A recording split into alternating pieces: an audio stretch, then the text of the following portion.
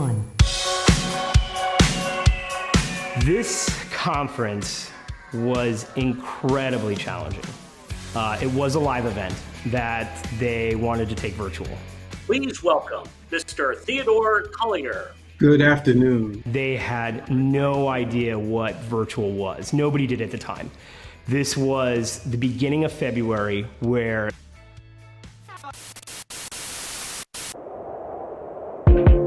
but they wanted to do this all live. So that is over 20 locations coming in for just the general session.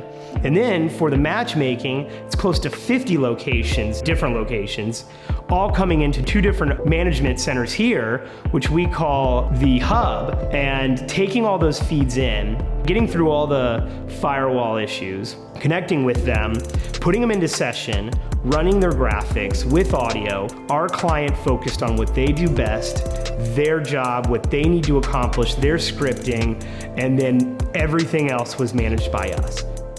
This is where you'll add attendees, any of that. This is where we've built all 400 of these sessions, one general, 399 different matchmaking sessions. And then this is the virtual platform, which is what attendees see when they join. This is the event schedule. Every single session on here, as I'm an admin, I can see everything.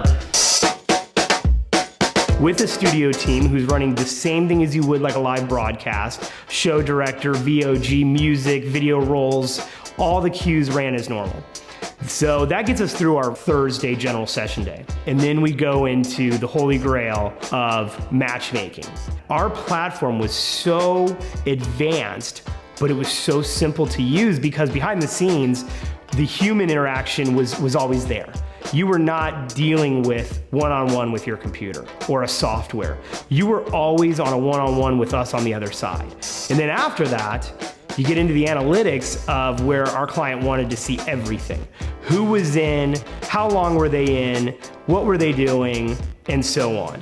And with our client was an incredible partnership.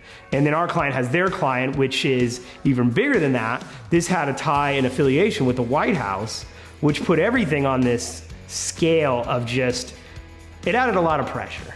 Anytime you get into government, you are in network firewall hell.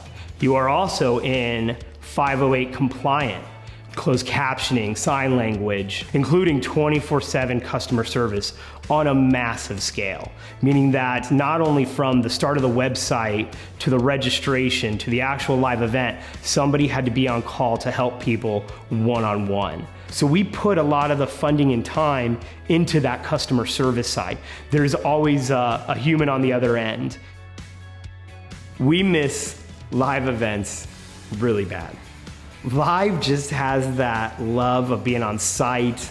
It's just live. And I think I have more appreciation for it now than ever because virtual gets so redundant at your desk, in the studio.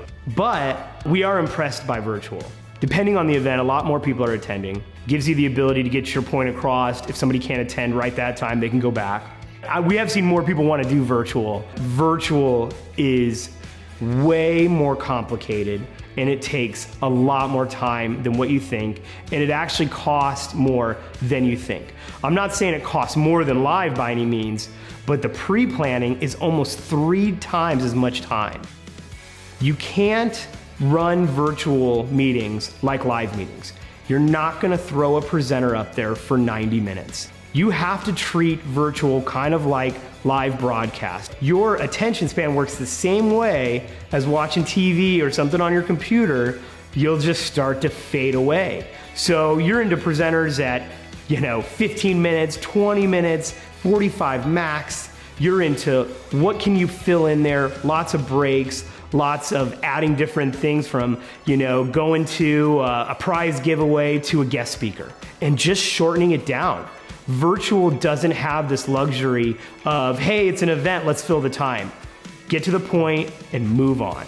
If you're thinking about planning virtual, there are 3 key steps. First, call BMG. Second, call BMG again. And then third, call BMG again.